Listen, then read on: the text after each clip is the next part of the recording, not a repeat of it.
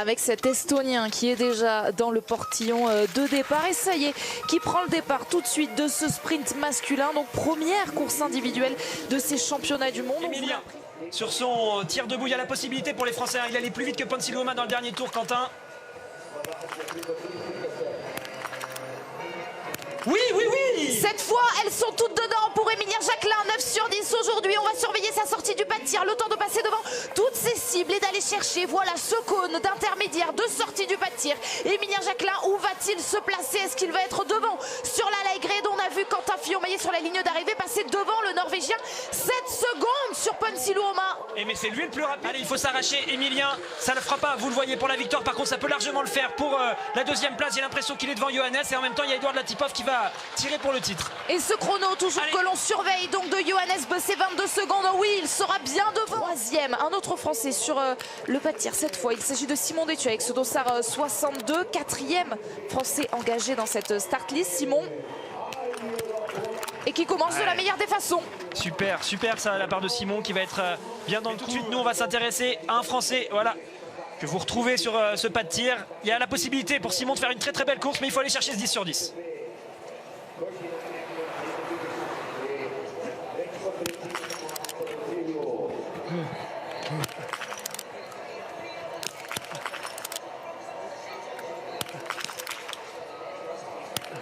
Quel tir, le 10 sur 10 aujourd'hui pour Simon Détieux. C'est le seul tricolore à y être parvenu pour l'instant en attendant Antonin Guigaudin. Allez Simon, il y a moyen aujourd'hui d'y croire à cette médaille. C'est un Suédois qui est en tête et peut-être 2 Français pour l'accompagner sur le podium. Allez, il reste 200 mètres, moins de 200 mètres là pour Simon. Il faut vraiment pousser fort, très très fort là de partout. Ça peut le faire face à Johannes Dalé.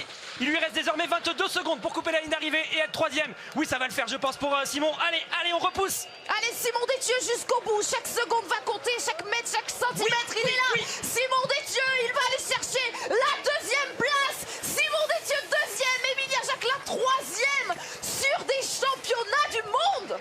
Anaïs, voilà, qui est sur le pas de tir actuellement.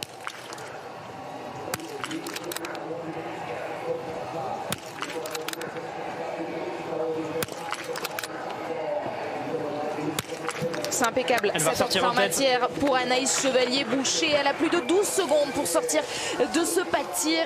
Aller chercher ce repère de sortie de pas de tir et nous donner donc peut-être le temps de référence pour Anaïs Chevalier-Boucher. Il est juste là et elle est en tête d'un. Alors qu'on attend justement Anaïs, elle peut jouer face à Thierry Lecoff. C'est elle qui est ressortie en tête du premier tir, Anaïs Chevalier-Boucher.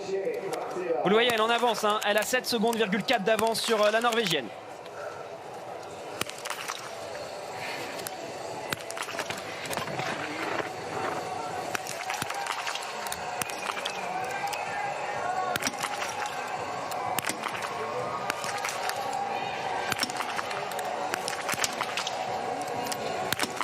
Est-ce qu'elle va pouvoir conserver un petit peu d'avance quand même, Anaïs Chevalier-Boucher, malgré cette erreur, avec le 9 sur 10 aujourd'hui, se presser d'aller faire sa autre pénalité. La voici, elle est là, Anaïs Chevalier-Boucher. Allez, Anaïs, dans les derniers mètres, les derniers centimètres, tout donner à Anaïs Chevalier-Boucher pour aller chercher une nouvelle médaille mondiale. Elle qui en compte déjà une, Anaïs Chevalier-Boucher, qui est deuxième sur cette ligne d'arrivée, deuxième provisoire. Martin Ponsiluoma, il s'était imposé avec 11 secondes d'avance sur Simon Détieux. C'est donc le Suédois qui prend le départ, le premier. Désormais, on va regarder ces secondes s'égrener avant le départ du premier Français. 2 secondes après, il y aura le champion du monde en titre, Emilien Jacquelin. Une poignée de secondes, ça y est, nos 2 premiers Français sont sur la piste.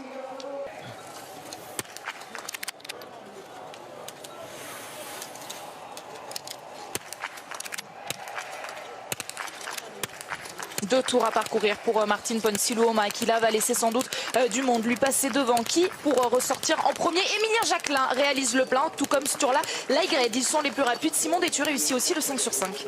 Emilien s'avance seul avec environ 20 secondes d'avance sur ceux qui arriveront juste derrière lui et qui commenceront à s'installer au moment où il sera en train de tirer déjà.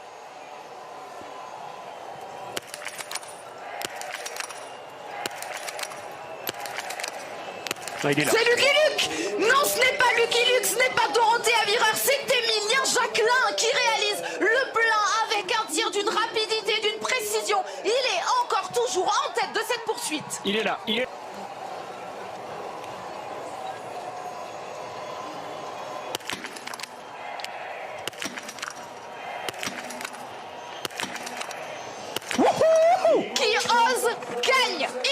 Jacquelin a osé, Emilien Jacquelin a joué et Emilien Jacquelin va gagner. Lui qui va arriver en champion du monde. Qui parle tout le temps dans ses interviews, tout le temps des rêves d'enfant qu'il a. Eh bien, Emilien Jacquelin vient de nous prouver une nouvelle fois, vient de prouver à tous les adultes qui en doutaient qu'il faut continuer à avoir des rêves. Parce que parfois, comme ce 14 février 2021, les rêves, ils se réalisent. Emilien Jacquelin est double champion du monde de la poursuite.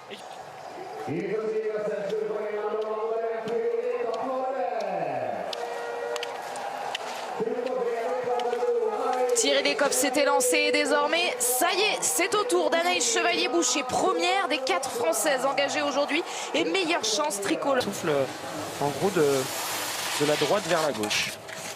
Tout à l'heure chez les garçons, le premier tir a tout changé pour Martine Ponsiluoma. Est-ce que Thierry Lecoff va tenir la pression de ce dossard numéro 1? Réponse tout de suite.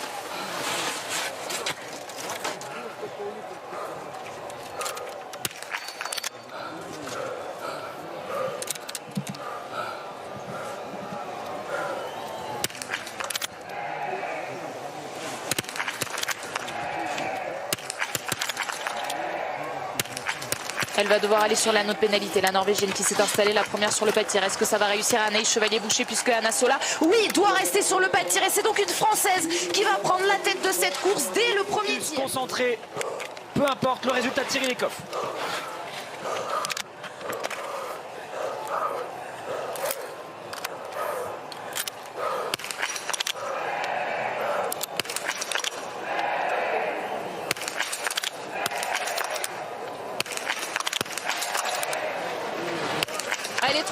Elle est trop forte aujourd'hui, la Norvégienne Thierry Lecoff qui va signer le doublé sprint poursuite dans ces championnats du monde. Une erreur pour Anaïs Chevalier-Boucher qui va aller sur la note pénalité, mais qui peut toujours croire à la médaille, hein, toujours.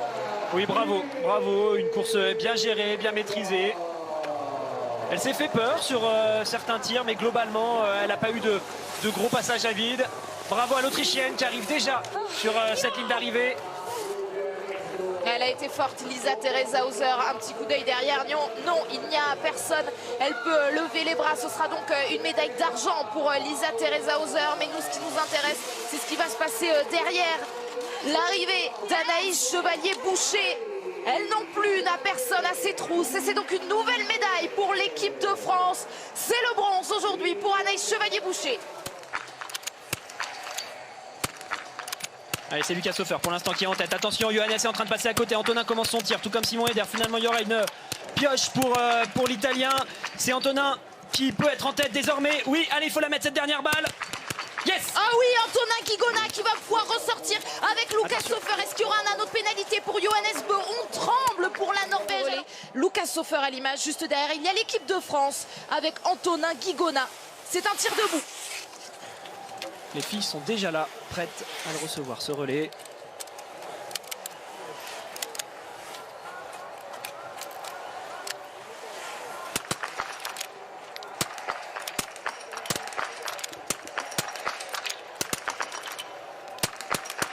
Oh, la sensation, Antonin Guigona qui va pouvoir donner le relais en tête puisqu'il y a des erreurs avec ses concurrents directs. Lucas Hofer est sur le pas de tir, tout comme Sébastien Samuelsson, tout comme Simon Eder. Nouvelle erreur pour Johannes Bö. La France est en tête du relais mixte simple. Allez, elles sont trois. Elles sont trois pour la médaille d'or et pour le titre.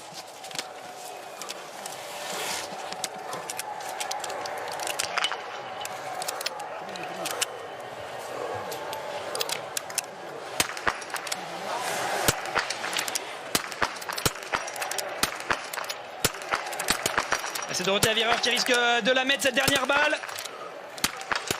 Ah non, elle est dehors. Est-ce que Thierry Lecoff va en profiter pour aller offrir une nouvelle médaille d'or à la Norvège? C'est la Norvège qui va ressortir, mais Julia Simon va être juste dans ses skis. Ça va donc se jouer sur la piste et non pas sur le pas de tir. Ce titre de championne du monde, Dorothée Avireur est sur le pas de tir encore. Mental d'acier, Julia, elle est capable de tenir. Et c'est même elle qui décide de passer. J'ai l'impression elle se décale pour essayer de venir mettre la pression à Thierry Lecoff. C'est en train d'accélérer là, vous le voyez. Elles sont toutes les deux à fond. Julia qui accélère, j'ai l'impression, c'est magnifique ce qu'elle est en train de faire. Oui, elle est en train de partir, Julia, j'ai l'impression.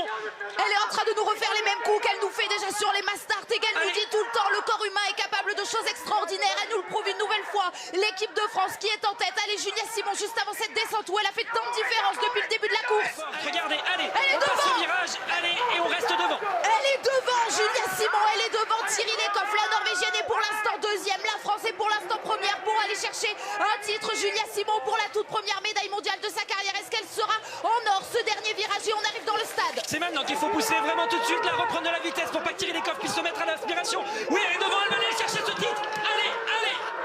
La France va être championne du monde du relais mixte simple. Il reste presque rien. Attention à Thierry Lekhoff qui est en train de faire l'effort. Et les staffs de l'équipe de France qui est en train de hurler comme nous dans cette cabine ici à Pokljuka. La première médaille mondiale pour Julia Simon. Elle sera en or. Mais quelle réponse! La France est championne du monde. Ready?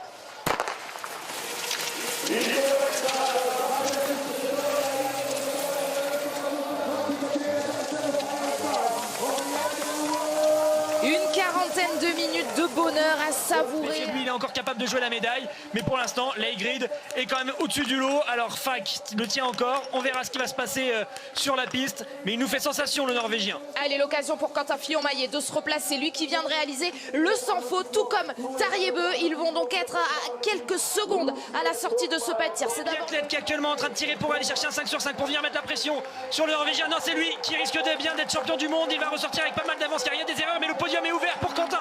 Allez, il faut réussir ce tir. Si Quentin fait un 5 sur 5, il pourra jouer la médaille. Allez, plus qu'une. Oui, Quentin. pour Quentin Fillon-Maillet. Allez chercher la médaille qui le fuit depuis le début de ces championnats du monde. Lui qui est abonné à la 4e place. Allez, Quentin Fillon-Maillet qui va devoir partir à la poursuite de Jakob Fak et de Simon Eder. Regardez, il est à 10 secondes à peine du podium. Champion du monde du relais mix, champion du monde du relais, champion du monde de l'individuel. Allez, Quentin qui revient, mais avec Johannes Dalle, ils vont passer tous les deux et malheureusement, j'ai bien peur que pour Fak et Eder ce soit terminé. On est dans la partie où ça monte, ça y est, Quentin passe, il va aller la chercher cette médaille. Ce sera au moins une médaille de bronze, car vous le voyez. Pour l'accompagner, il va se retourner et il va voir son pote Johannes Dalle qui est là pour la 2e place. Et